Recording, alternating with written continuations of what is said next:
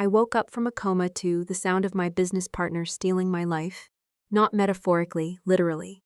The first thing I heard was his voice on the other side of the hospital curtain, low and careful, the way he always spoke when he wanted someone to believe he was the calmest person in the room. He said, "Elena won't be able to contest anything for months.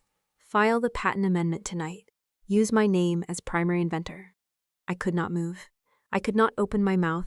My throat felt like it had been filled with sand, and my body belonged to someone else. Machines beeped beside me. Tape pulled at the skin near my hand.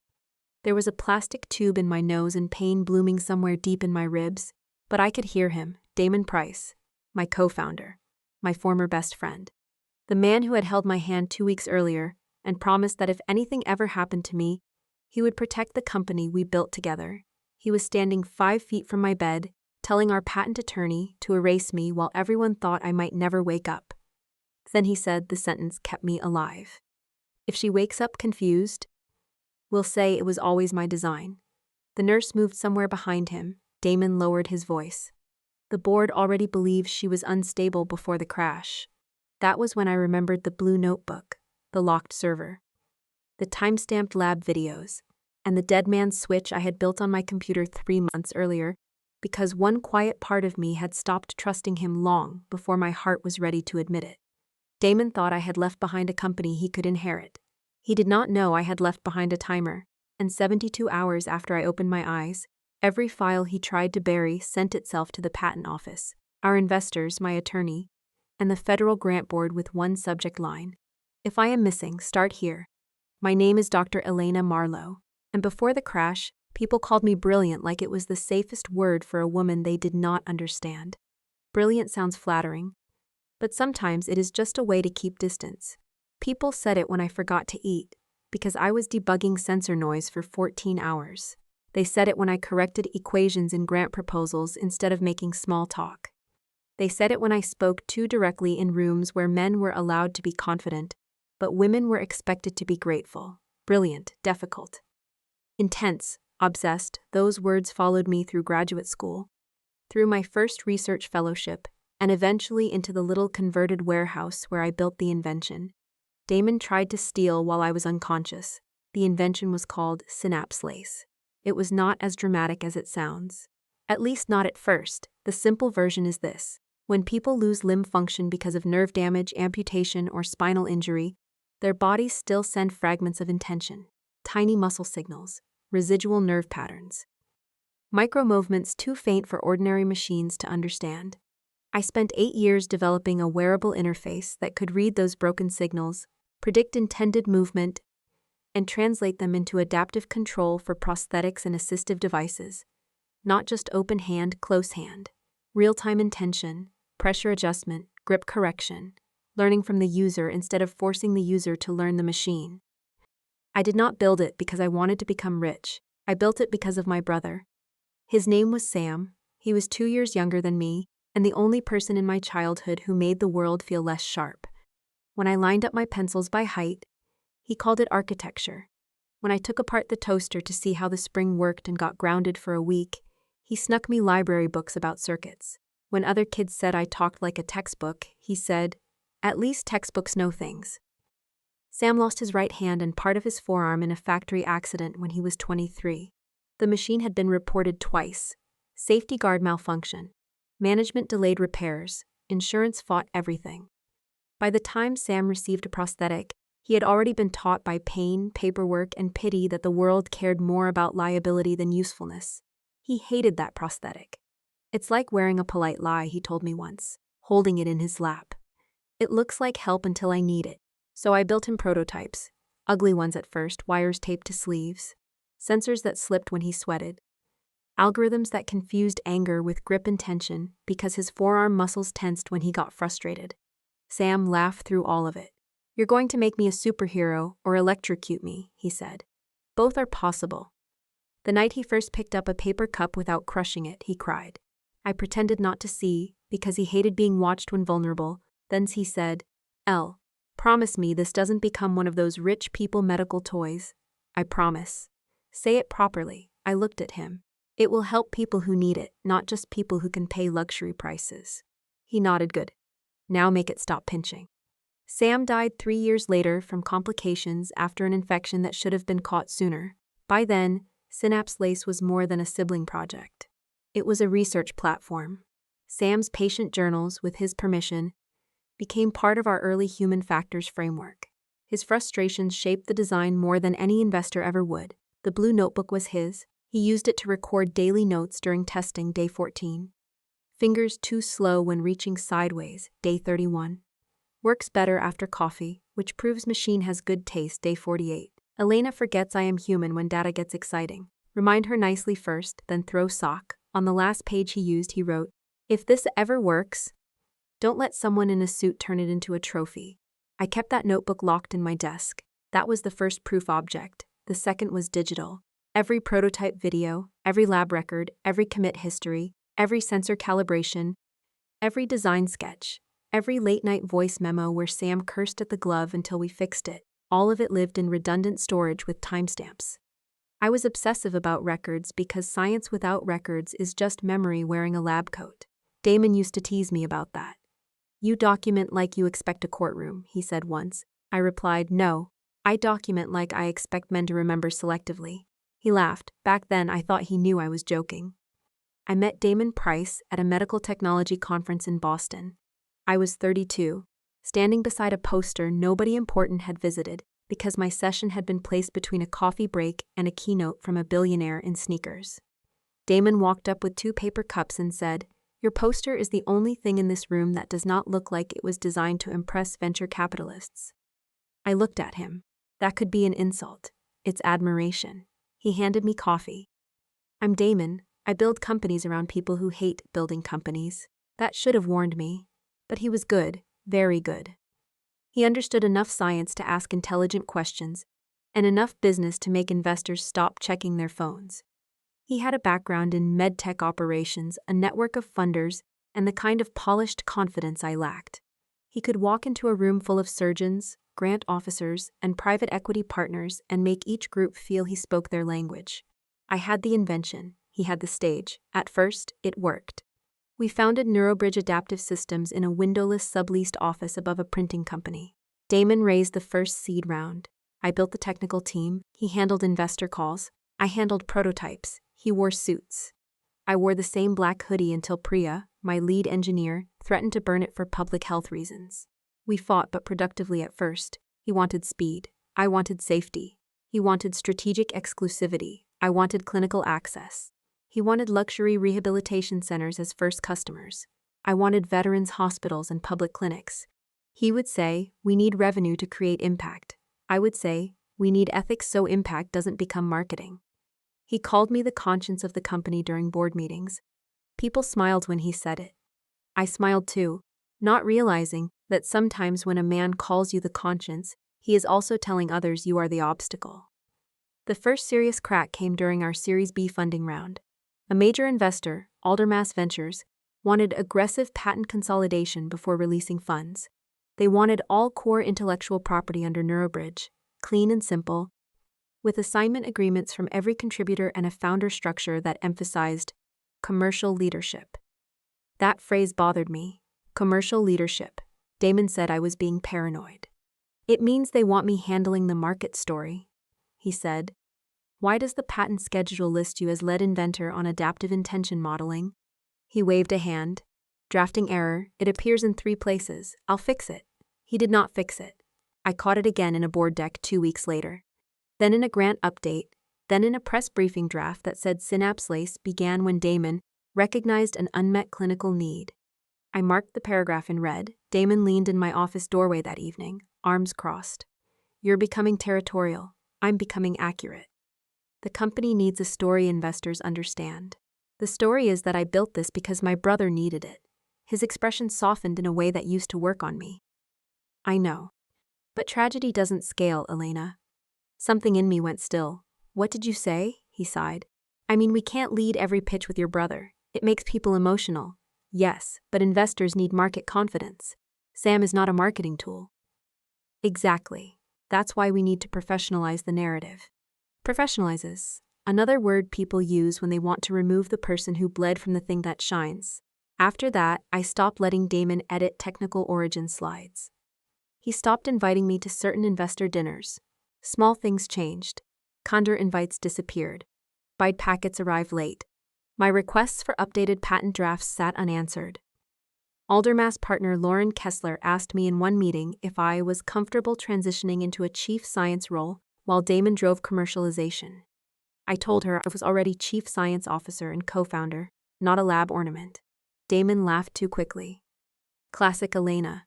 Direct as a scalpel. Everyone chuckled. The room filed my objection under personality. That was how it started. Not with theft, with framing. He made me brilliant but difficult. Essential but not scalable. Emotionally attached, technically gifted, not leadership material. I saw it happening and still doubted myself, because betrayal by an intelligent person rarely arrives as a slap. It arrives as a series of moments you can explain away until the pattern has teeth. The dead man's switch began as a joke. Priya and I were in the lab at midnight, eating vending machine pretzels and reviewing access logs after a strange server permission change. She frowned at the screen. Why did Damon's assistant request archive access? She probably clicked the wrong thing. Or he wants the notebooks. Don't be dramatic. Priya looked at me over her glasses. Elena, I learned dramatic from you. I checked the logs. Damon's office had requested export permissions for historical research records, including early prototype media and patent support documentation. The request had been denied automatically because I had restricted access after the Series B deck incident. Priya leaned back. You need a dead man's switch. I almost choked on a pretzel. That is a cheerful sentence. I'm serious, not some spy movie thing. A legal evidence trigger. If you disappear, get locked out, or don't check in, the important records go to counsel. I'm not disappearing. Companies make founders disappear all the time, usually with severance agreements. She was right. I did not build anything reckless. I did not create a public leak, hack, or destructive system.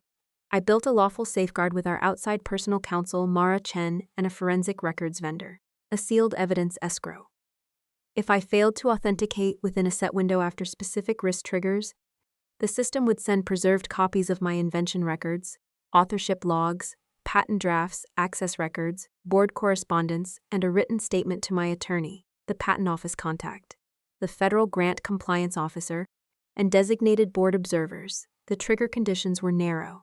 Not missing a login because I took a vacation. Only if multiple conditions aligned. Failed check-in, sudden account lockout or medical incapacity notice, attempted patent amendment, or unauthorized access to restricted invention files. Mara Chen reviewed everything. This is not dramatic, she said. This is prudent. I signed the escrow agreement, then I almost forgot about it. Almost. The crash happened on a Thursday night in November. I had been at a clinical trial site 3 hours away, meeting with a rehabilitation hospital testing synapse lace with stroke patients. The session had gone beautifully. A retired teacher named Martin moved 3 fingers independently for the first time in 6 years and whispered, "That's my hand." I cried in the bathroom afterward. On the drive home, rain turned the highway into black glass. I remember calling Damon from the car. He did not answer. I left a voice note saying the clinical data looked strong, and we needed to file the finalized patent continuation immediately with the corrected inventor structure.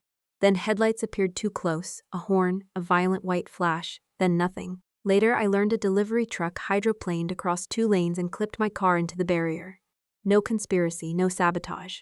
Just weather, speed, and terrible timing.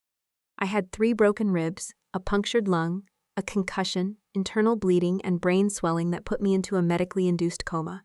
For 12 days, the world went on without me. That is when Damon moved. He told the board he would take temporary executive control of technical decisions because I was incapacitated. He told the patent attorney there were urgent filing corrections. He told investors my recent concerns reflected stress. He told my father, whom I barely spoke to, that visiting should be limited because stimulation could harm recovery. He told Priya not to access my research archive because legal was reviewing everything. He told my staff to pray. I know all this because people told me later. At the time, I was in a dark place with no clocks. Then, on day 13, I heard his voice. People describe waking from a coma like surfacing from water. For me, it was more like being trapped behind a locked door while sound came through the walls. First beeping, then shoes, then a nurse saying, Her vitals are changing. Then Damon. I understand the optics, he said. But the continuation has to be filed before Aldermass closes. Elena's notes are incomplete and emotionally driven. My design framework is the commercial foundation. A male voice responded. I recognized it faintly as Paul Navarre, our patent attorney. Damon, changing primary inventorship while she is incapacitated is sensitive. She signed broad assignment. Assignment is not inventorship. I'm telling you who created the market-ready system. Paul said something too low to hear. Damon's voice sharpened. Elena won't be able to contest anything for months. File the patent amendment tonight. Use my name as primary inventor. My mind tried to move faster than my body. Patent amendment. Primary inventor. No, I tried to speak. Nothing happened. My eyelids felt glued shut. Paul said, if she wakes confused, we'll say it was always my design. My heart monitor sped up. A nurse moved quickly. Mr. Price, you need to step outside. Damon lowered his voice. The board already believed she was unstable before the crash. I heard papers shuffle, then his footsteps left. The nurse leaned over me. Dr. Marlowe? Elena? Can you hear me? I tried to squeeze her hand at first. Nothing. Then one finger moved. She gasped softly. Okay, see you. You're safe. I was not safe, but I was awake. The next 72 hours were a battlefield fought in blinks, whispers, and medical charts. My speech returned slowly. My first word was not poetic, it was phone. The nurse, whose name was Teresa, smiled like people smile as patients demanding impossible things. Not yet. Priya, I rasped. You need rest. Priya, she took pity on me and helped me call. Priya answered on the second ring, voice breaking. Elena, Damon, I whispered. I know, that told me everything. What happened? He locked us out of archive. Patent team is acting weird. Board won't meet without him. I tried Mara Chen but didn't know how much I could say. Switch, I whispered, silence. Elena, dead switch. Priya inhaled sharply. It didn't trigger yet. Need laptop? No, you're in the hospital. Stay alive. I'll call Mara. I wanted to argue, but my body dragged me under again. When I woke later, Daniel was there, not romantic Daniel. My older cousin Daniel, an ER doctor from another city who had apparently driven 8 hours after finally learning I was hospitalized. He looked furious enough to sterilize the room by glare alone. Your company told your father family access was restricted, he said. My father? He didn't tell me until yesterday because Damon said you needed limited visitors and legal privacy. I closed my eyes. Damon had controlled the room before I was even awake. Daniel leaned closer. Tell me what you need. Call Mara Chen. Done. Hospital visitor logs. His eyes changed. You want records? Yes. Good. You're still you. The dead man's switch triggered at 3:04 a.m. the next day. Here is what Damon did not understand. He thought the system depended on me failing to log in. It did not. It depended on a chain of risk signals. My medical incapacity was logged by an emergency notification from my attorney after Daniel contacted her. My corporate account had been locked. Restricted invention files had been accessed by Damon's office. A patent continuation amendment had been drafted with altered inventorship metadata. My check-in expired. The door opened. That was what Priya called it afterward. The evidence package went out automatically, not publicly, not to social media, not to journalists, to the correct channels. Mara Chen received the full sealed archive. The United States Patent and Trademark Office duty contact received a notice of inventorship dispute and preservation request. The Federal Grant Compliance Officer received authorship and data integrity records because part of Synapse Lace had been funded by a public translational research grant. 2 independent board observers received access logs, meeting notes, and a letter I had written months earlier. If you are reading this, it means I am unavailable or have been locked out during a period of authorship risk. I am not accusing anyone without process. I am asking you to preserve evidence, halt patent amendments, and review the attached records before accepting any claim that my invention history is unclear. Damon's first mistake was trying to steal. His second was assuming I would be too emotional to prepare cleanly. By morning, phones across Neurobridge were exploding. At 8:17 a.m., Damon came to my hospital room. He should not have been allowed in, but he still had emergency contact privileges from before I updated my paperwork. Another old trust I had forgotten to revoke. I was awake when he entered. He looked different, not guilty. Angry, that distinction matters. Guilt looks inward. Anger looks for someone to punish. Elena, he said softly, because nurses were nearby. Thank God. I stared at him. He came closer. You scared us. My throat hurt, but I managed. Did I? His expression flickered. We need to talk about what you may have heard while coming out of sedation. Doctors say patients can misinterpret. Leave, Alina, leave. He glanced toward the door. You don't understand what you triggered. I smiled then. It hurt my ribs. Yes, I whispered. I do. His face hardened. You built that behind my back. You tried to erase my name while I was unconscious. He leaned closer, voice low. I saved your company while you were bleeding in a hospital bed. My company? Our company. You forgot that when filing. He exhaled through his nose. You are not thinking clearly. There it was, the old frame. Unstable, confused. Emotional, I reached for the call button. Should I ask the nurse whether I'm clear enough to request security? He stood for one moment. I saw the man under the polish. Not charming Damon. Not investor Damon. Not co-founder Damon. A man furious that the person he had underestimated had left proof in places he could not charm. This will destroy everything, he said. No, I whispered. You did that. He left. This time, Teresa changed my visitor list. Recovery was slow. Pain does not care that you have a legal emergency. My lungs hurt. My head ached. My left hand trembled. I needed help sitting up. I hated needing help more than I hated the pain, which my physical therapist called psychologically predictable and deeply annoying. But each day, more truth reached me. Mara Chen visited with a rolling briefcase full of documents. She stood beside my bed, crisp in a charcoal suit, and said, Your switch worked. I closed my eyes. What happened? Patent amendment halted. Inventorship challenge opened. Board emergency review scheduled. Federal grant board requested preservation. Damon's access restricted pending inquiry.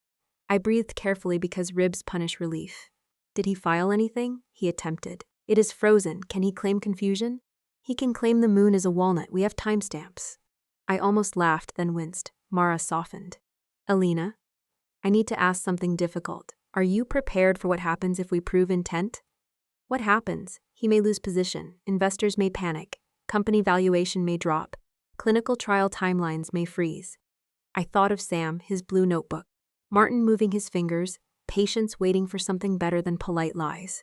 Protect the invention, I said. Not the company image. Mara nodded. That is the correct answer. The board tried to schedule the review without me, citing medical recovery. Mara refused. My doctor said I could attend remotely for 1 hour, as I said. I insisted, so 6 days after waking with bruises still yellowing across my chest and an oxygen tube under my nose, I appeared on a secure video screen before the Neurobridge board. Damon was in the conference room. He wore a dark suit and the expression of a man attending his own false funeral. Lauren Kessler from Aldermass sat beside him. Paul Navarre, the patent attorney, looked pale. Priya sat at the far end, jaw tight, laptop open like a weapon. Barred chair Henry Sloan began carefully.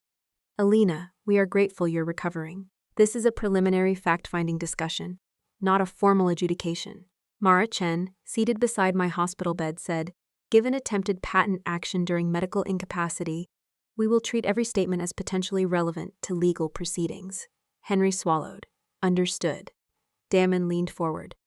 Alina, before this becomes adversarial, I want to say I am relieved you're awake. Truly. I looked at him through the screen. You told Paul to make you primary inventor while I was in a coma. His jaw tightened. That is a misunderstanding. Paul? Every head turned. Paul Navarre looked like he wanted the floor to open. I advised against any inventorship change without Dr. Marlowe's participation, he said quietly. Damon's eyes flashed. That's not what I asked. Paul continued. Mr. Price represented that the commercial embodiment of synapse lace derived primarily from system framework. I requested supporting documentation. And did he provide it? Mara asked. No. Priya clicked something. A timeline appeared on the conference screen. Let's talk documentation, she said. That was when Damon began losing the room, not emotionally, factually. Priya presented commit logs showing that the adaptive intention model began in my private research repository 4 years before Neurobridge Incorporated. Lab videos showed Sam testing early versions with my narration explaining model changes. Grant drafts listed me as principal technical inventor. Damon's first involvement appeared years later in commercialization planning. Internal records showed repeated attempts by Damon's office to alter invention origin language after Series B negotiations. Then came the hospital audio, not recorded by me, recorded by Paul. He had activated his phone memo app before entering the hospital because, he later admitted, he was uncomfortable with Damon's request and wanted accurate notes. The audio was not perfect, but it was clear enough. Damon, Alina won't be able to contest anything for months. File the patent amendment tonight. Use my name as primary inventor. The boardroom became still. Damon said, that was taken out of context. Mara asked, what context makes that sentence appropriate? He had no answer. Lauren Kessler shifted in her seat. Damon, you told Aldermass there were unresolved concerns about Elena's emotional stability affecting documentation. Damon turned toward her. Because there were concerns. Priya slammed her hand on the table. No, there were disagreements. You labeled them instability because she wouldn't let you sell a medical device like a luxury watch, Henry said. Priya, no, Henry. You all heard him call her the conscience of the company. You smiled because it sounded sweet. It was a cage. It let you dismiss every ethical objection as Elena being precious about her trauma. My eyes filled, but I did not look away. Damon's face darkened. This company exists because I made people believe in it. From my hospital bed, I said, this company exists because Sam could not pick up a paper cup. That silenced him. Then Mara opened the blue notebook. She held it up to the camera. This is Samuel Marlowe's patient development notebook. It predates Neurobridge. It contains design feedback corresponding directly to the claims Mr. Price attempted to reassign. Damon looked at the notebook like it had betrayed him. No, it had outlived him. The review ended with Damon placed on administrative leave, his access revoked, and all patent actions suspended. Aldermass paused funding. The board appointed an independent investigation committee. Damon resigned before they could fire him. That sounds like escape. It was not. Resignation did not stop the legal process. The patent office required correction. The grant board opened misconduct review. Investors demanded disclosures. Damon's emails were subpoenaed in civil proceedings. His polished world began producing ugly documents, and documents are merciless. Emails showed Damon had planned to recenter inventorship narrative, months earlier. Texts to Lauren suggested I was too medically fragile emotionally to lead commercialization. A message to his assistant said, find anything in early records that makes Origin look collaborative. Another said, if Elena keeps blocking, we use instability angle. Then there was the worst one. Sent 2 hours after my crash. Dame to Graham, his private PR consultant. If she doesn't wake clean, we move fast. Sympathy window plus leadership transition could solve founder problem. Founder problem. I read that line in my attorney's office 3 months later. Walking with a cane and still unable to sleep through the night. Founder problem. That was what I had become, not friend. Not co-founder. Not the woman who built the thing he sold. A problem. Mara Chen watched me read it. Take your time. I looked up. I want him removed from every invention record. We can do that. I want Sam's contribution preserved. We can do that too. I want the patient access clause protected. Mara almost smiled. There she is. The lawsuit became public because Damon made it public. He gave an interview to a business journalist who loved fallen founder stories. The headline said, Neurobridge co-founder claims inventorship. Dispute fueled by post-coma confusion. I saw it while sitting in physical therapy with a resistance band around my knees. My therapist, Lila, snatched the phone from my hand. No legal doom scrolling during hip stabilization. Give it back. Do you want to walk without pain? I want to destroy a man. Both require core strength. She was right. The article painted Damon as the visionary operator pushed out by a recovering scientist surrounded by aggressive lawyers. It mentioned my coma 6 times. It mentioned Sam once. As a personal inspiration. It used a photo of Damon in a black turtleneck and me in a hospital wheelchair, pulled from a charity event years earlier. I cried in the parking lot, not because I believed it, because I knew people would. Then my phone rang. Unknown number, I answered. Elena Marlowe? Yes, my name is Martin Reyes. I was in the clinical trial. You probably don't remember. I remember. 3 fingers. He laughed softly. 3 fingers. Yes. His voice grew serious. I saw the article. They made it sound like you were confused. I wanted you to know the patient group is with you. Patient group. Dr. Marlowe, we talk. People who test devices talk. We know who listened. It wasn't the guy in the turtleneck. That was the first time I understood Damon had miscalculated something bigger than evidence. He thought invention lived in filings, but invention also lived in witnesses, patients, engineers, nurses, clinical coordinators, The people he had treated as background. They began writing statements. Martin described the first time I adjusted the device after noticing his shoulder fatigue.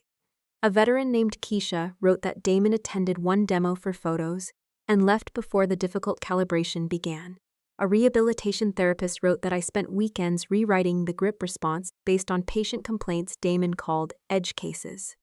Sam's old occupational therapist wrote about the earliest prototypes and attached dated appointment notes. Priya gathered engineering declarations. Mara gathered legal records. My cousin Daniel obtained hospital visitor logs showing Damon had visited during restricted hours and met Paul outside my room. Paul gave a sworn statement. Piece by piece, the story Damon wanted to own turned around and faced him.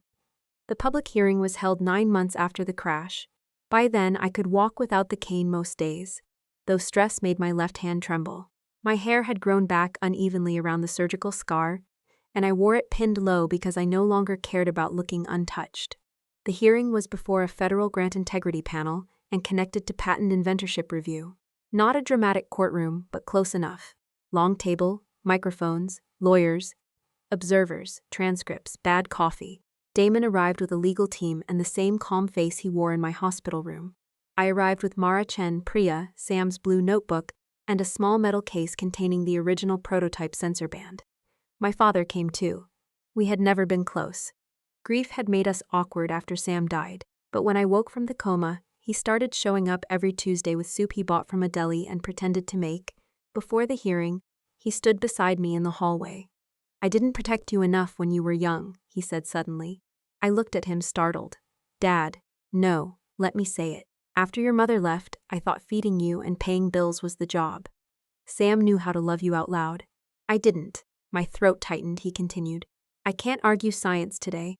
I don't understand half of what you built. But I understand someone trying to take credit for your hands." I started crying. He held out a handkerchief like a man from another century. "Sam would have hated that guy," he said. I laughed through tears. Sam did hate guys in turtlenecks. Good boy. Inside the hearing room, Damon testified first. He spoke beautifully. I will give him that. He described the company formation, the market insight, the clinical pathway, the need to transform research into product.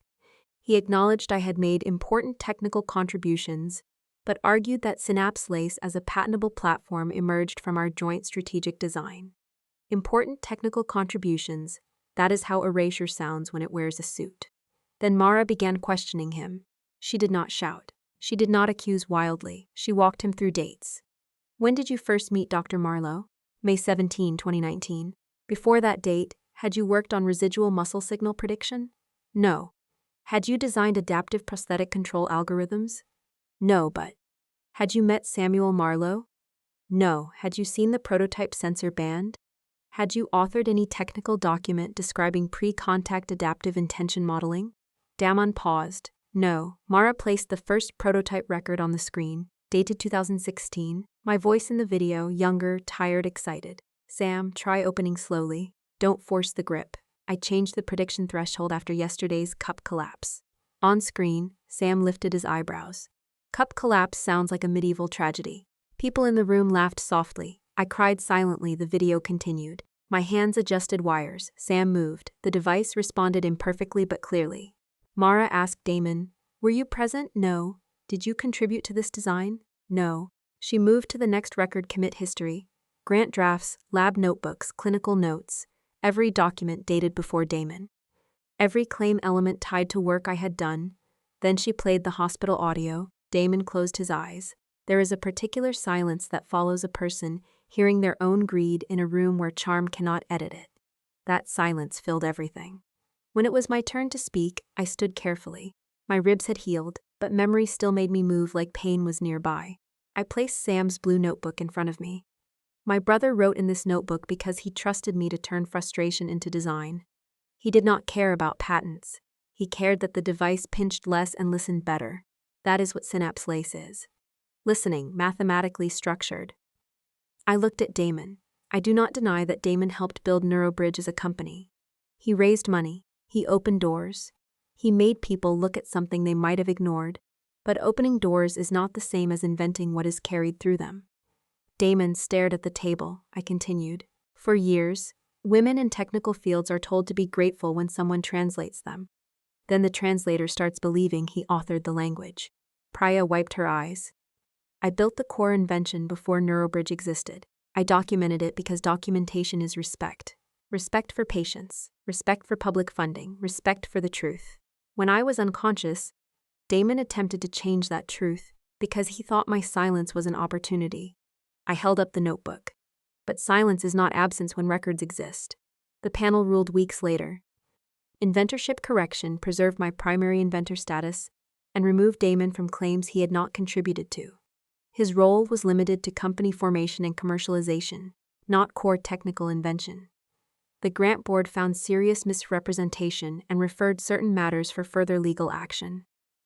NeuroBridge settled with me under terms that protected the patient access clause, preserved Sam's documented role in the development history, and removed Damon from all operational and governance rights. Aldermass tried to stay. I refused their money. People called that reckless. Maybe it was. But Lauren Kessler had accepted Damon's framing because it made the deal easier. I did not want easy money near a device built from hard truth. We restructured smaller, slower, cleaner. Priya became Chief Operating Officer because she had earned authority long before anyone gave her a title. Mara Chen joined the board. 2 patient representatives joined too, including Martin. My father started volunteering at our community demo days, mostly making coffee badly and telling everyone I got my stubbornness from my mother, which was not true but pleased him. The first time we shipped Synapse Lace units to a public rehabilitation clinic, not a luxury center, I drove to the loading dock myself. Priya found me standing there, watching boxes being stacked. You okay? No. Good no, or bad no. Sam no. She understood. We stood there together. On the side of every box was a small mark most people would never notice. SM Access Pledge Badge. For Sam, for every patient who had ever been treated like a market segment instead of a person. Damon tried to reinvent himself as a founder coach. Of course he did. Men like Damon rarely disappear. They rebrand. For a while, he posted online about resilience, leadership under attack, and the loneliness of vision. People who did not read court documents applauded. People who had worked with him stayed quiet publicly and loud privately. Then the full panel report became accessible through a public records request. Not by me. A journalist who had originally written the sympathetic article requested it after Martin and several patients contacted her. To her credit, she read everything. Then she wrote a second article. The headline was different this time. The founder who woke up, how records saved a medical invention from erasure. It included Damon's hospital quote. If she wakes up confused, we'll say it was always my design. That sentence followed him everywhere. He resigned from 2 advisory boards. A university canceled his keynote. Investors stopped using words like visionary. Eventually, his posts became less frequent. I did not celebrate. Not because I was above it, because by then, I had learned that consequences are not always satisfying in the way revenge fantasies promise. Sometimes they are just the world becoming slightly less false. The most satisfying moment came later. A year and a half after the crash, we held a patient demonstration at a veterans rehabilitation center. I was nervous because public demos are where devices go to embarrass their inventors. A young woman named Alina, who had lost hand function after a spinal injury, was testing Synapse Lace for the first time outside a controlled lab. Her mother sat nearby, twisting tissues in her hands. Alina had been quiet all morning. We calibrated slowly, no cameras, no investors, no dramatic music, just electrodes, patient consent, careful adjustments, and everyone pretending not to hold their breath. Then Alina moved her thumb, barely, then again. Then she touched her thumb to her index finger. Her mother made a sound like the world had cracked open. Alina looked at me and whispered, "It heard me." That was it. That was the sentence. Not "it works," not "thank you." It heard me. I thought of Sam. I thought of Damon saying tragedy doesn't scale. He was wrong. Pain scales, hope scales.